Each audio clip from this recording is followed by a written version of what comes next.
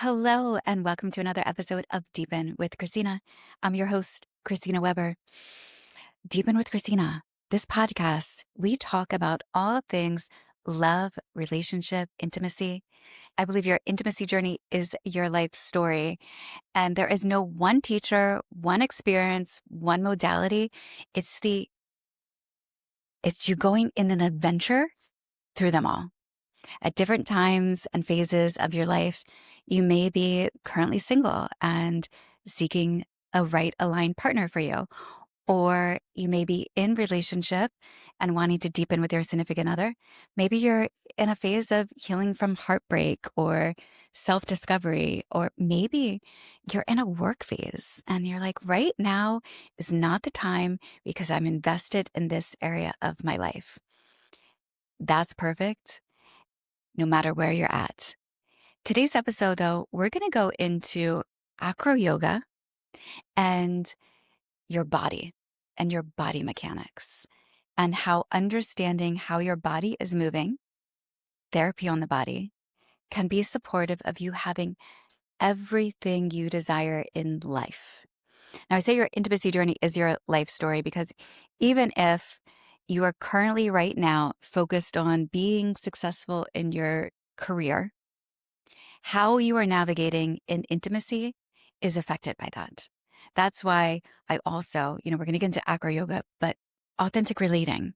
When you study love, Esther Perel's first podcast is Where Do We Begin? And it's where she is with couples or individuals and giving therapy sessions. And her follow-up podcast to that is How's Work? Because as you master this area of life, your love life, you become so alive and navigate your whole life so much better. Today, I have Jason Nemer with me. He is the founder of Acro Yoga. He's also the founder of this exclusive underground party that happens in Austin, Texas, and sometimes in other locations around the world called The Body Party. This is the first time on a podcast that he's willing to talk to anybody about the body party. And I have been to this party twice. It's highly exclusive. The reason it's exclusive is because it's happening in a bubble. Most people don't even know it exists. And it does cost a little bit of money. You have to invest in going to a body party. Lucky for me that the past 2 times, since I've gotten to go to this party twice, it happened on my birthday. And when something happens on your birthday, which by the way, your birthday can be any day, but because it's happening on my birthday, I am like, yes, I'm going to give this to myself each and every year. So April 9th, if you do it anymore on April 9th, you have Christina Weber Nice. at the body party. I will schedule it now. Perfect. Jason Nemer, welcome to Deepen with Christina. Thank you. It's so fun being friends with you. Same. We have so much in common. We have what do we have in common? Well, we like to have fun. We stand out as embodied weirdos, but also deep with emotional training. So we have a lot of different things that are humming at high speeds. Your fiance, Yes. Dina. We like to say pre-wife and pre-husband. Oh, pre-wife, pre-husband. That is so cute. Yeah. She was just on this episode last week. Or not on the episode, on the podcast. Yes. And she told your love story. I love your love story. It's a good one. It's ever unfolding, but it has a really fun beginning. It has a really fun beginning. How's your love life right now? There are so many aspects of a love life. Our cuddle sessions with our cat Mott has gone to a next level. Just one of the cats? Don't you have 2? We do have 2, but Latino families, and I am Latino, I'm Mexican, you're allowed to have a favorite grandchild and a favorite son. In America, that's not as common, but we definitely have a favorite cat. In my mom's phone, when I call, I'm listed as favorite child. Nice. Me too. Actually, I'm Shatid because my mom likes to call me shithead and she thinks it's funny. So. Your mom calls you shithead? No, she calls me Shatid, but it's spelled shithead. Shatid. That's so cute. Yeah, she's very playful. Dina probably calls you that too. We have lots of names. Keep going with the love right now. Yeah. So, what's been a challenge is we've had some housing challenges, and that has driven us to get a lot of minor frictions out and find deep alignments. So, the first time we went looking for houses, which we've done this a lot in Austin, it was a really stressful experience. So, the maturity of our love now is we both go into a house listening to the other. And when Dina told me this place is a no, there was no more conversation. We just left. So, when I say there's lots of aspects to love, one is respect and really respecting each other's no's and finding how we can have magic when there's struggle. So I wrote a love note to her, and it was in the shape of a feather, and it had peacock feathers on the inside. And I wrote a bunch of dates on one side, and I wanted her to draw art when she picked one and we did the date. And then I gave her the backside. I'm like, you could do the same. So we're like inviting each other into creating dates and beautiful environments for each other. These are date ideas. Date experiences, the ones that have been cashed in so far. There was a sup date. There A was what date? stand-up paddleboard. Oh, What's up? No, sup. sub date. Okay. Yeah, so we did that one. We did a 5-minute cuddle with Mott when we were fighting. She was like, all right, she pulls up. She's like, this is what we do right now. So I'm like, okay, let's go on the couch and cuddle with Mott. So there's a lot left. And one of them that I put was deep listening. And she said relationship ninja, like kind of not a get out of jail free card, but just if we're fighting, I can point to that like relationship ninja, like you be the ninja this time. You find a way to solve this problem or to be the more mature adult as I'm having a tantrum. So these date ideas are you draw on when there's some type of friction happening in your Not dynamic. always. No, it could be just I wake up and I'm like, I want an oil massage today. Like you fit that into your day. You tell me when. So you both are good with asking for what you want. I think historically we're both quite challenged asking for what we want. We're both givers. And so for us to be in a receptive, receiving place is a bit of a chase. So you wake up and you want an oil massage. You say, Dina, today I want an oil massage. Oral massage wasn't on the list. I see where you're going. It was a leading I question, thought you isn't it? said that. I said oil. Oh, oil.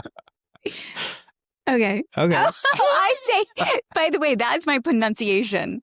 Okay. Yeah. I think You're just from the deep south. You, how deep south do you want to go? Well, I'm Mexican, so that's deeper south than where you're going.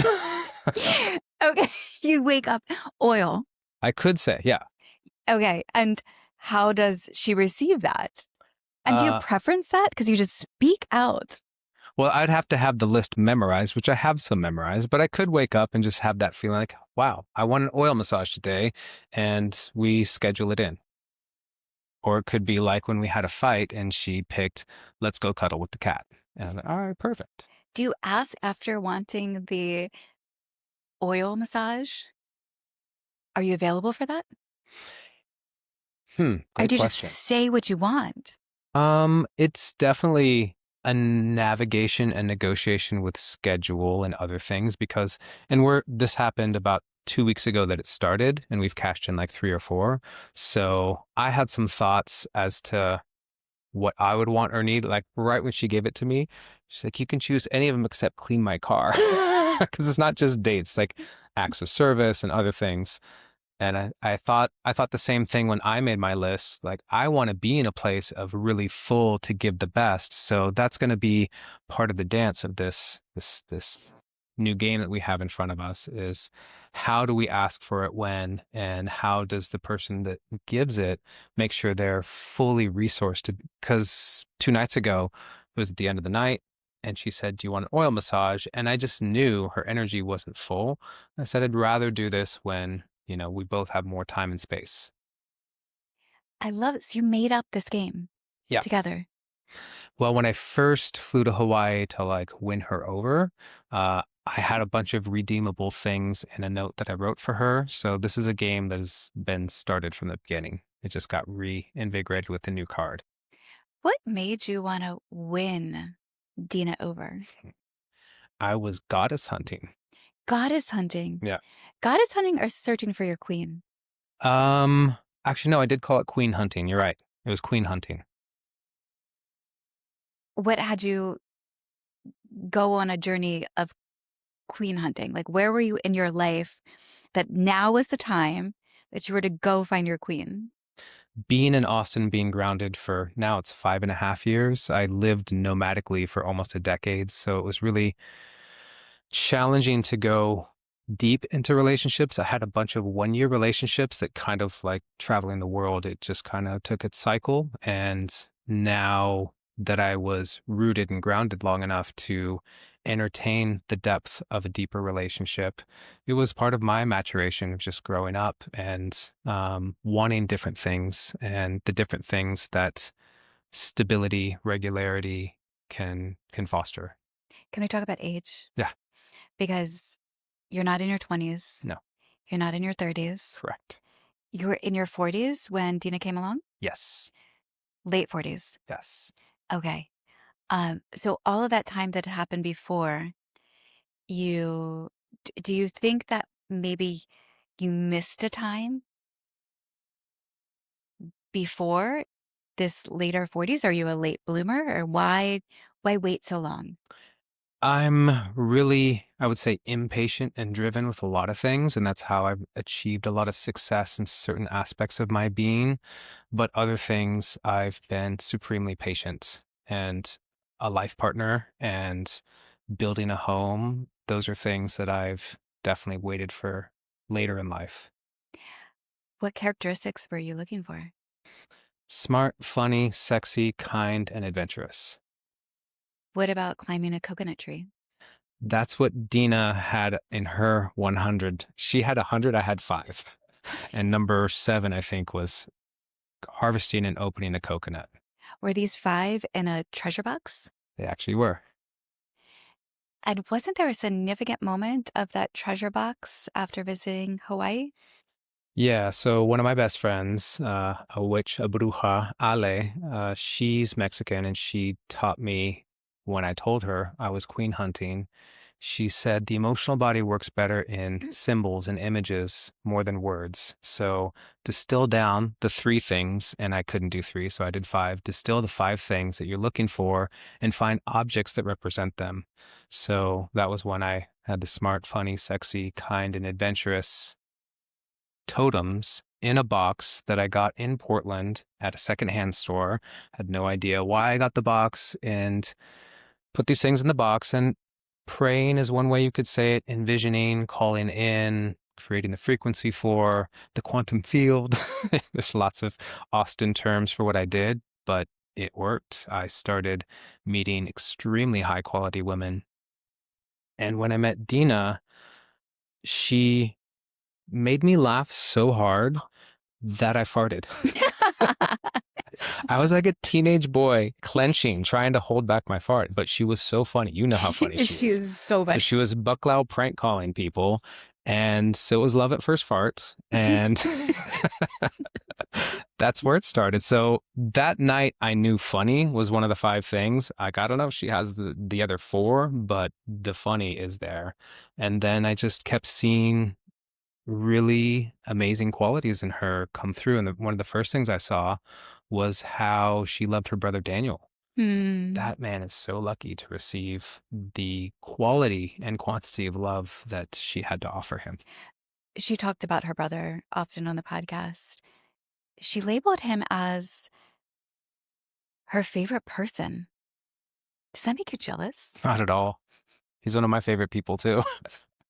And he's the only, well, I'm the only person that Daniel has ever vouched for, where Hmm. when he saw us meet, he was a big proponent of us being together and threatened to give me a flock of goats when we got married. So now that we're going to get married, I told him there's a lot of goats in Hawaii, but he's got to go there, early and find a good flock. So I'm going to get a dowry from him.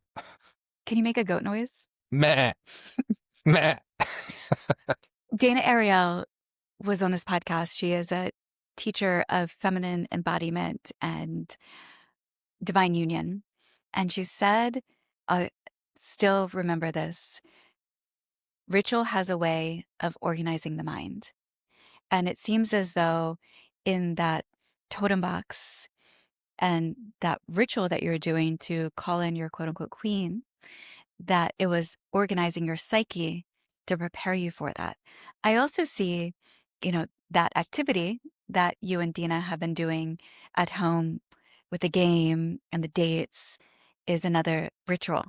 Your work appears to be a ritual too. You're the founder of Acro Yoga and also the Body Party. Those are rituals in their own right. Take me to Acro Yoga because I learned about it in probably about 6, 7 years ago. I was living in Los Angeles, and I believe I went to Acro Yoga the first time on a first date and love my experience with it. You also, by the way, you mentioned your cats. Your cats are famous for Acro Yoga as well. How did you become the founder of, do we call it a sport? Is Acro Yoga a sport? I mean, some people would define it as a sport as much as they would define yoga as a sport, because there are yoga competitions. It could also be defined as a discipline. It could also be defined as a community. There's a lot of ways to, it's a big thing. So there's lots of labels that can capture parts of it. Is this the 90s when you founded it? Let's see. Yes. 23 years ago.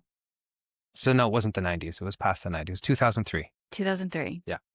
Take me to this moment of when Okay. Jason birthed Acro Yoga. Well, like in human anatomy, it takes two to birth. So there was a co-founder, Jenny Sauerklein, and we had heard of each other for many months in San Francisco. We both trained at the Circus Center in San Francisco. And I was a trampoline coach and taught partner acrobatics, and she was studying contortion. She would come during the mornings, and I would always come in the evenings. So we didn't meet for probably 6, 8 months, but all of our circle of friends, oh, wait until you meet. So we finally met at a party and started talking about our passions. And then we physically did things with each other. I held her in a handstand, which was an advanced acrobatic thing for her at the time. I was a high level competitive acrobat, so that wasn't challenging for me. And then I went into a therapeutic pose on her, but that was challenging for me because acrobats usually hold themselves when they're upside down. So she taught me that night how to relax while I was upside down, and she introduced the philosophies of therapeutic flying. And then we were up until the sun rose, just talking about all of the aspects that would build acro yoga. Partner stretching would be something that would be low risk and would get the breath connected and the bodies connected.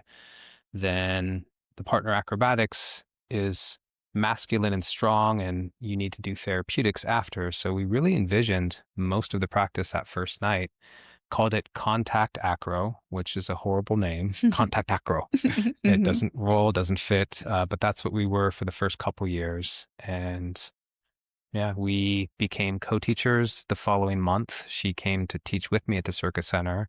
I taught adult gymnastics, and in those gymnastics classes, I would do yoga poses with push-ups and handstands. So I was mixing yoga with acrobatics in that field.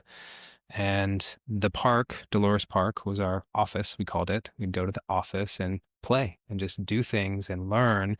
Then we'd go to our Friday night class and teach what we learned in the park. And we were coming up with terminology as we were coming up with these poses. And yeah, that's from meeting to a couple years in, that's what it was. You wrote a book on the subject as well.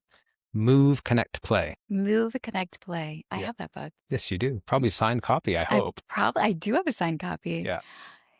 So what is the acro yoga industry like today, 23 years later? Yeah, And good is it question. an industry? It's a very small industry, but yeah, A field. it's a field. It's a field, a discipline. Industry, I wouldn't say yet, but moving in that direction. So there's a lot of things that acro yoga was when I started it. And one of the things that was interesting was going from inception and full control to it hit an inflection point where there was enough talent in the world and enough human creativity that I was no longer the one leading the creative or anything. It just kind of like AI when it has this AI moment. Acro yoga had that moment about 10 to 15 years in, where there were things I was seeing online that I'd never done or taught. So how it is now is a lot of the schools or lineages that are teaching and training people, it's gotten more acrobatic. It's gotten a lot more advanced, more dangerous, more difficult, more blingy on Instagram. And a lot of the beginner friendly ecosystem that I created has lost a bit. And so there's a lot of people kind of at the higher ends that are realizing, oh, if you don't have beginners, you don't have feeder programs. So a lot of festivals around the world and trainings, I would say, are struggling because they didn't think about how important it is for it to be an approachable practice. And I have designed Acro Yoga to be very approachable. Are you teaching Acro Yoga now? I'm coming out of retirement. You're coming out I of, am. yay. Yes. Okay. Actually, July 21st here in Austin. I'm going to do a day-long course, and I'm really excited to. One of the things I realized during the pandemic was I went to a picnic, and there were maybe 15 to 20 adults and about 8 children from infant to 8 or 9. And the infants were held by many of the parents, and the kids played with each other. And I saw the intelligence of a human community. And during the pandemic, we didn't have that. And I just got really hungry to invest more in this community here in Austin to make a lot more acro yogis here. So I can see a world, and I'm starting to step to it now, where all of my close friends are fluent in acro yoga. So when we get together, we do it. When they're doing businesses with each other, because a lot of people in Austin end up seeding these amazing collaborations with each other, if your, handshake and hug is expanded into the realm of acro yoga, the level of trust and clarity in communication and ability to repair and healing arts are all there to support your relationship. So then if you become lovers, business associates, or any other constellation, I have seen around the world that acro yoga grows good things in community. And so I'm hungry to really put my stake in the ground here in Austin and train people that I love that are on the fringe, but bring them in more. I love the concept of going to Acro Yoga.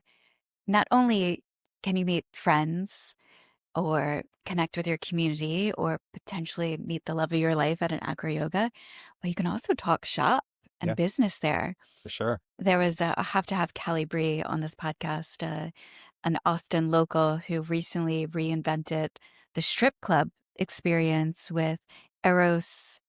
What does she call it? Cabaret of Eros. And before going to that event, I had exchanged spreadsheets with another guy who was going, and I'm like, let's go to the strip club and talk business. So to go That's to hot. That's some Acro Yoga, range. right? To go to Acro Yoga and talk business, Yeah. that's sexy. I know a lot of men that get very turned on by spreadsheets. I think you're onto something. Yeah, right? Yeah. So Speed dating through spreadsheets. That could be a thing. I don't know. We might want to speed date through Acro Yoga first. Yeah, that's definitely going to get more Could we do universal. that? An Acro Yoga speed dating experience? Why not? Why not? Let's do that. Let's do it for shits and giggles and fun. Yeah, for sure. I love that. Like, and you can be single or not single. You could still make new friends or deepen connections. You could talk shop, or you can speed date for love. Yeah. Whatever floats your boat at the time. And Austin is actually a really deep community with the jam culture. So jam culture, just like musicians and many other movement arts, people get together and do the thing. And Austin, on Friday night at Austin Gymnastics, for maybe 15 years, there's been a jam, and they teach a beginner class. So if you've never done anything, you have a couple of skills that you feel comfortable with. And there's this older couple, they're probably, I don't know, definitely in their 60s or older, and they have different color hair every week. They're like hippies from Austin from back in the day, and they're people that I would probably never interact with if I didn't have this acro jam that is an equalizer. And I've also felt this. I had a buddy that wanted me to teach with him in a park in Berlin, acro yoga to homeless people, and it was, they were A lot of them were drunk and they were speaking German. And he's this Israeli Krav Maga instructor. He's like, come on, Jason, let's go teach him Acro Yoga. And I did Acro Yoga with the homeless person. And then when they came down, they went back. And when I saw them rummaging, I had in my mind, that's a homeless person. They had ceased to become an Acro Yogi and they went back down to becoming a homeless person. So it's Acro Yoga has the capacity to do business, to work with refugees, to have homeless people uplifted. And that's been, like I said, by design. The mission of the company was to support all people through movement, connection, and play. And one of my first marketing meetings, I was in Miami, I remember it very clearly. I told them the mission and they said, all people, that's a horrible demographic. You need to be more concise with who you're trying to market to. And it was just where, the business and the ethos of what I'm building didn't shake hands. I like to say it's all or one. That's it. Everybody or one person. That's who the market is. Yeah. There's a range. Yeah. So I've gotten lucky and I've gotten to fly with you myself, but I don't think that people realize the therapeutic element. You mentioned therapeutic flying, and I I love a Thai massage, someone who stretches me out. But what I love even most after having my, we call it what is it? An acro yoga, Therapeutic flight. a therapeutic flight. Oh my gosh, where does somebody go to have a therapeutic flight? Well, there are thousands, actually, there are probably millions of acro yogis in the world now. And there are definitely thousands that I've certified. So any certified acro yoga teacher knows how to do basic therapeutics. And basic therapeutics is kind of like doing a down dog and a sun salutation. I bet there are millions of people in America that if you said, here's $100, show me your sun salutation, your down dog, a lot of people would kind of be able to figure it out. So there are a lot now people that have dedicated decades to the craft of doing healing arts through flying therapeutics. There's probably 100 of us that are really good. And the thing about good is it's like music. What is good music? It depends on the music you like to listen Mm. to. So there's a whole range. There's dubstep over here, which I think the IQ goes down when you listen to dubstep. I can't stand it. I feel in my 50s when I hear dubstep. But some people are going to love that. So I say that analogy where some therapists are more playful and more rambunctious and shake and bounce you more. There were two Thai masters in Chiang Mai. One was Pichette and the other was Chayut. And Pichette I got to train with. Chayut died before I got to work with him, but I've worked with practitioners that have worked with him. And he had a very dynamic style where he would shake bodies, push bodies. He would get his feet underneath people in different places and basically fly people on his feet. Where Pichette did more very precise, he would find the locks. His phrase was fix and go. So you find your body position, you fix, and then you lean. So there's different styles of therapeutics, and every body needs a different thing. If I traction people's bodies, some people's bodies immediately the muscles contract, and I don't do damage, but it's not good for them. So it's a long-winded answer of a good therapist depends on the ability to listen to what the person who's being flown needs. And do I have that skill set? Do I have that wisdom? You know a lot about good body therapy modalities. I do. I'm a connoisseur You're a connoisseur. and I know some of the best in the world. How did you meet all these people? So in 2012, I decided to go rogue. And before there was the digital nomad, I was an analog nomad. I traveled the world for 10 years, actually 8 years straight. And I didn't stop in one place longer than 3 weeks. I was like an acro yoga missionary. I wanted acro yoga to be a global practice. And until it was, I was not going to stop. About 6 years into the practice, I didn't like doing it anymore, but I was on a hamster wheel that I created for myself, where I built a company I needed to teach. So that was how I found them, was running around the world. And then I would go to jams, whether it's, you know, a yoga jam. I would play with people and I would meet people in the park and I would share what I knew and I would learn what they knew. And a lot of them became acro yoga teachers. So I would teach them the cool thing. I'd be the Pied Piper. They'd start running after the acro yoga and I would train them and I would keep traveling around the world. So every year I would get a new dose of what they learned and I would teach them what I had learned. And we developed friendships, like really deep bonds over that decade of traveling the world and leading acro yoga workshops. I never realized this. However, your story of acro yoga and spreading that far and wide is similar to my journey with We Deepen and intimacy. I went and collected all the top love and intimacy practitioners, teachers, experts, and became a connoisseur of those people. Want to play a game of truth or dare? Let's do it. Great. Truth or dare, Jason? Dare, Christina. Dare. Oh my gosh, you're going to dare me. I did not think you were going to pick a dare. Okay. Okay, Jason. I dare you to pretend as though the mic is a phone and that you're Dina Okay. and you are prank calling her teacher from when she was 7, when she was 6, because she talks about panic attacks 6.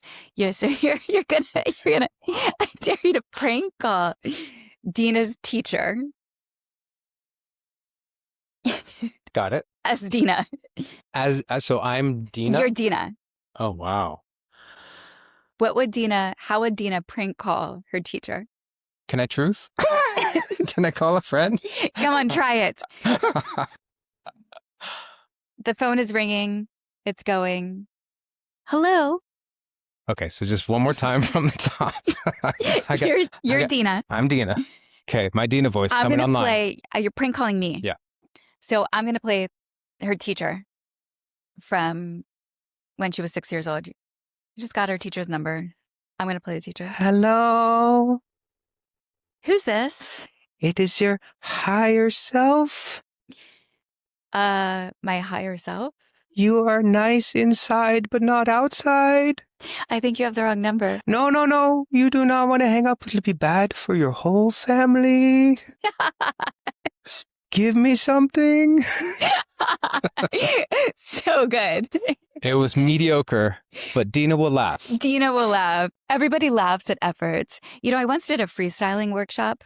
Freestyle rapping was the one thing that I was content with leaving this lifetime with never doing. But then I hired Zach Puctel. This is back in 2019, Los Angeles. We Deepen, right before the pandemic. We were growing rapidly. And Zach starts working with me, and he leads this experience called Divine Rhyme. They're upstairs on the rooftop of our office, gathering to host their first Divine Rhyme workshop that was being presented through We Deepen. I'm the CEO founder of the company. He works with me. I got to go show up and support and do this event. And by doing it, I was not the best freestyle rapper. It's actually a dare that I hope nobody dares me to do. I'll keep that in the pocket. Oh gosh, I haven't got my get out of jail free card. I haven't got my turn yet. And after though going through this workshop and overcoming that fear, I ignited something inside of me that became so much more confident on camera. Actually, I recorded a Peloton parody that weekend as the star of the parody, which I never thought I would do before. But because of when you do something and you don't take it so seriously and not worried about what people think, then it just opens new floodgates inside of you. So maybe we did that for your higher self. Yeah, I actually appreciate it. Do you want to give me a truth or a dare?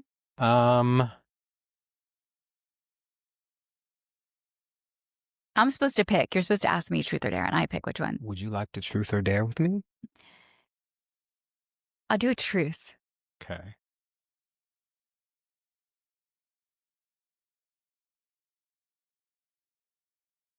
Better be good.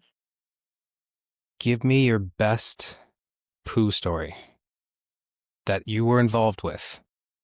Give me a really good poo story. Not Winnie.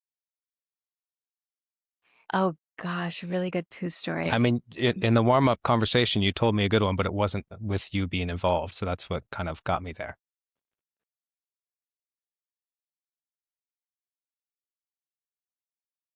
I have a really good poo story. All right. However,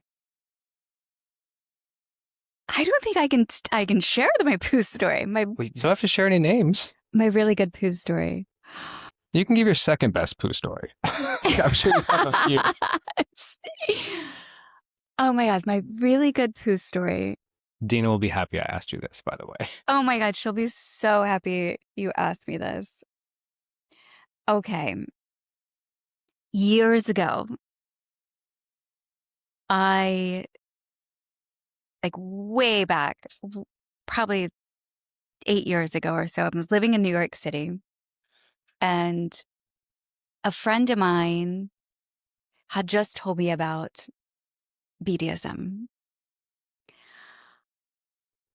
and how some people like to be humiliated through it. A friend was dating a guy, and this particular friend who's teaching me all about it, and she invited me over to her house. I already love it. I already love the giggles are forming. And she would put this human that was her sub in diapers. And apparently there's particular diapers that are made for BDSM. Okay. And so I'm out the skull and crossbones or like I'm hanging with her, and she's showing me because she's so proud to she's excited to confide in somebody, and I'm non-judgmental, so I'm pretty open-minded to what's going to happen and eager to learn at the same time. And the three of us went out for a walk, and she had him shit in the diaper first. And then we went out for the walk on the streets of New York City, and she had him sit on the ground. Wow. And we talked to each other, and he had to watch everyone else as they walked by. And nobody knew that this man, her sub, was wearing a diaper. Soiled, freshly soiled. On the streets of New York City. And was this poop story 1 or 2? This was the real poop story. Okay. This is poop story delivered. 1. Impressed. Yes. You went for it. I haven't talked to her in quite some time. Well, hopefully she's tuning in. Maybe she's tuning in and hearing this story. Yes. Perfect. So, wow, I hadn't thought about that in quite some time, and I didn't expect to ever be sharing that. You're welcome. That story. Okay, now that the shit is over, yes, let's move on to the next topic, the body. We shit through the body. We do. We do. Everybody, go ahead and take a moment to breathe in. Wipe that out through your consciousness. We're going to transition over into the body party, because I am so excited that you're willing to share, because when I first learned of the body party, you're like, Christina, shh. Don't tell anybody about this. We Deepen, we have a bunch of WhatsApp groups based upon your geographical location, and main WhatsApp groups. And you're like, no, you can't post in the WhatsApp group. And now you're willing to talk to me about it. It's true. You want more people to experience the body party? Is that it? I do, actually. Yeah, definitely. It is. So I've been to 2 now. My experience is the people. I think that the people, because it's a small group, so it's 24 hours, 24 people, 24 practitioners. Unless you do a weekend experience, which is 48 hours, but the ratio is always 1 participant per 1 practitioner. If you desire, you can pretty much get massage from morning to evening. And there is a variety of massage types. Like, I don't think that you even realize from Watsu to Acro Yoga to I hung in a like a cocoon type contraption and somebody massaging and kneading me and swinging me. The Wasu is aquatics in the pool where I was, Hmm. you know, in and out of the water and rotating all around with And what a was happening in the water? Was there music there was underwater? music Yeah, that's a nice underwater. one. Yes. What was the temperature of that water? Oh, so warm. 97 degrees, 97 something like exactly. It that. was exactly 97 Yeah. degrees. But the people there, so not only the practitioners that are being the best of the best floating from all over the world, but the quality of the experience attracts, and because it's at a high price point, so you are going to invest, starts at $5,000. So save your money up because you're going to want to come to a body party. But the types of people who are willing to invest in themselves in that way are some of the most brilliant people and heart open people. And um, one of the peak experiences of my life. Wow. That's not a small thing. It's not a small thing. Yeah. What do you want people to know about the body party? Well, it's been probably one of my biggest learning curves other than acro yoga. And acro yoga is a bigger learning curve to a large degree because of the scope of how many people and how much time. But I never knew how many different things I could track in 24 hours because as an events producer, I own everything. Anything that goes right or wrong is my responsibility. So it's such an information rich experience. So where to even start? Give me another question or rephrase your question. You're very protective about that space. Yeah. I've witnessed that of you, um, looking over the participants, uh, making sure that practitioners have everything that they need. From the quality of the event, what are you seeking for people to experience and to come away with? And what has being so protective over the space Yeah, so led to? the protection is the most important thing in acro yoga is the same as a body party, it's safety. And there's different hazards at a body party than there are in acro yoga. In acro yoga, you've got gravity as one of your main hazards, people falling from a high space and not being caught well. At a body party, you have more intimate space and you have people that are able and willing to face deep traumas. I've had rape survivors, I've had lots of different very deep traumas. Know that this is not only a safe space, but it's a radically fun transformational space. A lot of people are willing and able to do deep work and shadow work and go sit in the jungle and do ayahuasca and purge and do really impactful soul work. And I didn't love the title Body Party for a couple of years. I actually tried to change it kind of halfway through, and I realized it's a good fit because the amount of joyful transformation that happens at a body party, that's what's really unique. And my mom at some point was concerned about me hosting these events because there's so many things happening at a body party with the underwater and the aerials and acro yoga. So she was concerned that she wanted to protect me. And I just asked her, I'm like, well, would you ever come to one? And she said, of course. And so I got to invite my mom to this event and Dina's father. So there are two 70-year-olds there. And, because we're pranksters, we didn't tell anybody. So these are some of my best friends I've met Hmm. for the last decades traveling the world. And they actually know of my mom. My mom knows of them. In the opening circle, she was Katie Sanchez. And basically, at the end of the opening circle, I got to say, well, we've got a surprise. There's two people in the circle that Dean and I love more than any of the rest of you, which is such a fucked up thing to say at the beginning of an event. But then we said, it's our parents. And so to be able to have such a joyful, expansive container, but for it to be wholesome enough that you can invite your mother to.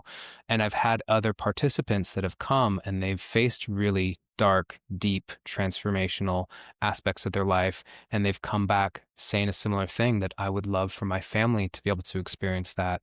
So I'm protective because when somebody says, I trust you with my mother, I'll let my mother come to this event, there's no room for mistakes. That's like the most quintessential human value, is supporting people's families. So yeah, I have a really, really high bar of what I expect out of the space. And at the same time, my best skill is having the right people there that I trust so deeply. I don't tell the therapist. I tell them some of the guidelines. There are agreements, but I really allow them. One of the things that I'll say is, I've had people ask me, how many 1 hour massages do I give at a body party? And I say, you're looking at this from the wrong lens. I want you to do whatever you want from doors till the end. So if you need to go sing to the moon, go sing to the moon. If you need to go get food, go get food. If you feel like giving an aquatic treatment, go do that. So the idea of nobody's working, everyone is giving their best to the space. And when you have 1-to-1 ratio, there's always somebody who is full and ready to give their best treatment ever. So the ability to have a very deep team that's really well nourished, that's how we create the type of value that we do. It is a five-star experience. The food is nourishing, delicious, organic, chef prepared. The venue that you choose, it's actually the same venue that we're using right now for Love Immersion Havan, which is gorgeous out in nature, pool, sauna, cold plunge. And as a visionary, what I also hear you talking about is the risk that you take. Hmm. And the risk being is that you're bringing together a group of people, the participants, and pairing them with therapists who are going to be, and they're body therapists, but inside of the body, as you were speaking to, you're moving a lot of emotion. Hmm. You're processing grief Yeah. and anything stuck energy. There's, even just pain that a lot of us live with inside of our body, and Hmm. you're giving space for that to move through, and you're taking the risk as the visionary. You see, uh, this risk is worthwhile for what I envision the outcome to be for those people to experience, and how that it can provide healing and up-leveling in their lives. So if, we've heard, if you're listening to this, you may have heard a lot of talk on the body keeps score. Can you speak to how this practice, especially of, you know, the ability to have hours and hours of body work, how that can actually get to the root of something that has been traumatic and move through that? Totally. Yeah, I have a really fun example actually. Um, I think it was, if it wasn't the first body party, I think it was the second body party, very early on. And this woman came up to me in light tears, just a few tears. She says, I need you to fly me right now. And I thought, well, that's a strange request, but of course. So I put her up in the air and she starts crying, but not just a small cry, like a crazy, deep, cathartic cry. And I'm flying her. And then when I come down, she tells me that her dad flew her when she was maybe 6, dropped her, she broke her arm, and then they had a trauma, the two of them, and then the community had a trauma. They didn't know if he had hurt her, and he never like interacted with her in an intimate, like loving way anymore because of that trauma. So that started to come out. Then I did work on her elbow that she broke. Mhm. So the level of trust, and she had buried that trauma, and because she'd gone through a number of different therapists, some that speak, some that do different body work, some that more spiritual. You keep getting things unlocked and unlocked and unlocked. And then she gets to me and she wants to heal a trauma that she had with her father when she was 6. And I got to play a role in that. And I've heard people in these communities, these cool Austin communities, that when they find a childhood trauma, that they'll play it out with somebody. So it could be a rape, it could be any number of very intense things, and people will play the part and go through an embodied acting role. So I had never been a part of a healing like that before, but it was so impactful and it gave me so much motivation to keep doing these events because yes, it is the best party on earth. I really know how to throw a great party. Having the live music, that's another thing. A lot of times the live music is the soul that's being played through the therapist that's going into the guests, and we all start doing this collective musical embodied healing ritual. So there's so many different ways we have found to pair genius on top of genius on top of genius that helps people face things that they didn't even know were there sometimes. Face things that they didn't even know were there sometimes, and that is can be the dark inside of you, and can also be the light, Yes, because I know of a couple who got engaged at a body party. it's true. It's a really sweet space to Mhm. find love or realize love or to come into love with yourself or with another being and be like, oh my gosh, I unlocked something inside of me that now I realize I'm fully open and available and ready for love. Or the person right around me at this moment in time, I'm in love with them and I haven't even acknowledged it. So these two are friends who are at a body party. She proposed to him. I'll have to have Mel come and tell the story, Yeah. but she proposed to him on the table because she felt open and unlocked and said, And they have 2 children now, and they so have it two wasn't just a children now. random thing. It wasn't just a random thing. Yeah, one thing on that note is, I have co-developed with another body, magician. She does the aerial somatics, puts you in a cocoon. We developed this thing that we call wrestlesage, and basically it's the 2 of us that are predators, if you will, and then one person that's prey, who's the receiver, and they're just relaxed. And we kind of roll around and do contact improv, and we get into these weird stretches. And I had a rock climber friend, and I told her about this. And I said, look, it's not zero risk. We're going to be rolling around. You could, stub a toe. Just being honest, there's risk. She's like, I'm tough. I can take this.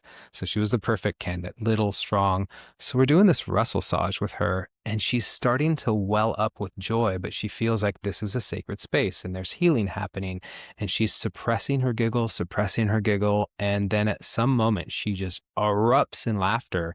And then the whole room erupted in laughter. And that was exactly the moment that I realized body party is actually the right term, because this is now a party just because this person's giggles got to the threshold where she couldn't hold it any longer and joy came out of her and into everybody else. What I love about the party too is that it is a great place to come and immerse yourself in the full on reminder of what it's like to be in magic, synchronicity, and play. Yeah. You have nowhere else to be. You have a large team caring for you moment by moment. And there's no phones. You check them at the door. There's tons of time. Time Although doesn't exist. I say that a lot, and it's shocking. I had an assistant that was kind of my ops guy, and he kept asking me about time during the event. I was just looking at him like, time? Really? Again? You're going to ask me about that? The sun goes down, the sun comes up. Those are the 2 markers of time around here. I'll even admit, like at the body party, I, the first time, I was like, oh, I don't know if I want to go to bed. Because if I go to bed, I'm going to miss all this time to hang out and be with the people, and the music is still going, and there's still therapists out, but I'm exhausted. And I did go to bed. I got a good night's rest, and I woke up and I realized that the second half, the morning half of the party was even better than the night before. Yeah. And when I left, I was so fulfilled. Like I went back, I slept, had a great night's sleep, and then excited. Sometimes you go to a vacation and you need a vacation from the vacation. Yeah. This is not that. Yeah. This is like you're ready to jet off, like you've just moved through and cleared stuff and you're ready to go to the next level. Now, I know we've been talking a lot about the body party, and somebody listening is like, are they just trying to sell us the body party? And I think it's interesting about being an entrepreneur and about sales because we are really aiming to present this is what is available to you. And if it is something that resonates and an experience that you would like to have, that now you know it's here for you. And when you do invest in something like this, I was talking with Dina on the last podcast of one of a beautiful moment with you is we talked a little about your transitions from being a nomad into now being in a significant relationship and grounding yourself, and that you're desiring to buy a home. We are. And having that, when you said that to me, it almost made me want to even open up my wallet and give more You money still can. to that experience I see because, your purse. yeah, because we want that too for ourselves. We all want to feel this level of grounding. And as we invest in each other, because, you were at the biohacking conference, we're both involved in the biohacking community, which I love everything available, but these magical experiences and the human beings are the true medicine, Yeah. the deepest medicine that is available to us. And inside of a body party experience, you meet some of your best friends and connections that can last a lifetime because you're having a really memorable experience to start it off. Yeah, that was the part that I didn't see. I mean, there's a lot of parts I didn't see. I didn't know how potent the community and the relationship aspect would be. And, one of my best friends, best clients came from a body party. And the type of trust that is forged in these environments, the thing that he did is he came with his wife the first time. Then the second time, I think he bought 2 extra tickets, brought a few friends, and then he bought 10 tickets, which was, $50,000 to bring 10 people to an event. And then he just started hiring me to do a full weekend for 25 of his best friends and family. And yeah, it just comes back to the best compliment you can ever get is when somebody trusts you with their family. And Acro Yoga and Body Party are both ways to expand your definition of who your family is, because at the end of the day, as far as species go, we're all family. Like biologically, we're family, and our fates are very interwoven. Um, Another thing that's really fun about acro yoga is if you don't speak somebody's language, there's a lot of barriers to connection. I would say most people think there's nothing but barriers to connection. But if you have 3 people that don't share the same language, but they all know how to do acro yoga, there is no barrier. They can flow with each other. They can exchange trust. They can heal each other. They can laugh with each other. So that's something that is a lot more expansive than the body party. And they all point towards the same thing, that to be a very fulfilled human, having a people that you call tribe, that you trust, that you have fun with. As Dean and I are talking about a legacy project of buying land in Hawaii, she said, fuck bunkers, fuck Mars. I want to create a sanctuary. And if we have to go to Uruguay and be there with people we don't know versus be not shading on Uruguay. I went there and I love that as a plan B Armageddon proof place. But when we really thought about it, going to Hawaii and having the best friends all come together that have different skill sets that can teach different things. Like you got to have a beekeeper, you got to have a midwife, you got to have a doctor, but you also have to have a comedian and you have to have a movement specialist. So creating our ideal constellation is the next step, where acro yoga taught me about how to give movement and connection and play to the world. I learned a lot about that from the world. Austin is teaching me how to create really amazing, impeccable environments where we get a deep sense of family with the people that are there. And then building a center where we can host multiple events and be in the dirt with our decisions about how we're loving that land and that land is loving us. So it's all the same game with different variables being tweaked. All the same game, and we're doing it together. Like you use the word constellation. I'm thinking about the constellation and this man who's buying body parties for his friends. Does he have a wait list to sign up for being Being his his friend? friend, Yeah. if I say his name. Every community needs a man like that or a woman like that, or Yeah. many of those, the ones who are willing to fund the experiences for Mm-hmm. others, because we're all playing a different game this lifetime. Yeah. In Kabbalah, they teach a principle, desire to receive for the sake of sharing. Say Some it again. desire to receive for the sake of sharing. Mm. The more you have, the more you can give.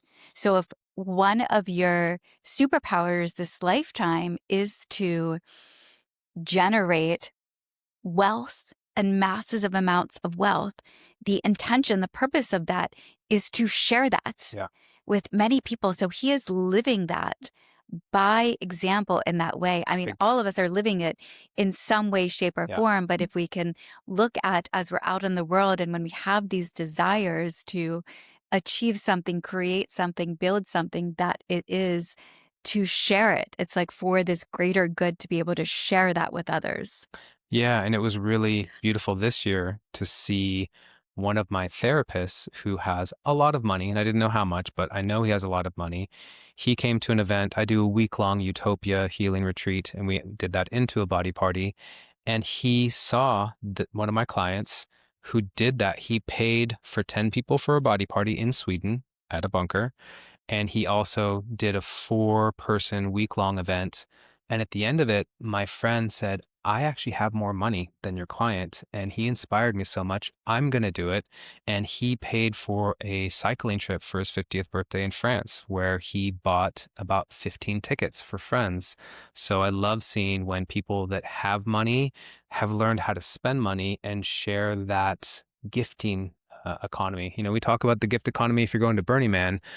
There's different gifts that are available. I have the gift of being able to fly somebody and I feel better and they feel better. You have the gift to look into somebody's eyes and ask them about love and give them gifts that they couldn't even see coming. And what you have accumulated is a curation or being a connoisseur of all these body workers, these incredible body workers. And so the body party is where you get to share all that. We Deepen is where I collect it, spent all this time, this desire, because I had this big desire to have an extraordinary love life myself. And I've been going through the process of collecting all of this information, these resources and the tools to be able to share those with other people. So whatever it is that you're receiving, that you desire to receive, for it to have that intention, that purpose of being shared externally out into the world as well. The best quote I got a few years back about this, it was a dishwasher, like a helper at a body party. And I gifted him a 15-minute treatment with one of the therapists because he worked really hard. And after that, he looked at me and says, giving is proof of having. And I asked him to say it again because, like, when you said something wise, I like to hear it a second time. And he said, giving is proof of having. And that made it into my second book. That is such a clear way to say how easy it can be. And it doesn't mean that you have to give thousands of dollars. Giving somebody a kind gesture is proof that you have kindness. So that one really impacted me. Jason, where do listeners go to discover more about what you have to give? JasonNemer.com. I made it easy for you to find me. And they can discover Body Party, Acro Yoga, everything is all listed Everything is there. there. Yep. Your Instagram. Instagram is also Jason Nemer at Instagram. So I'm hiding behind my name. Amazing. Thank you so much, Jason, Yeah. for joining for your first episode. And we're going to do a speed dating acro yoga. That was A speed dating something that acro was yoga. birthed here. So we Ooh. will find a time and a place and we'll pioneer that. Let's do that. Yeah. I'm so down. Me too. Thank you so much Thank for you. joining me on this Yay. episode, Jason. And thank you for listening to another episode of Deepen with Christina. Come hang out with us, Jason and I, and Dina. We're going to have a ton of fun. Come to a love immersion, a body party. a We Deepen experience, go to wedeepen.com, check it out.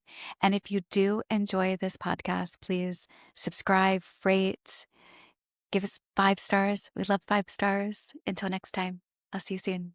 Bye.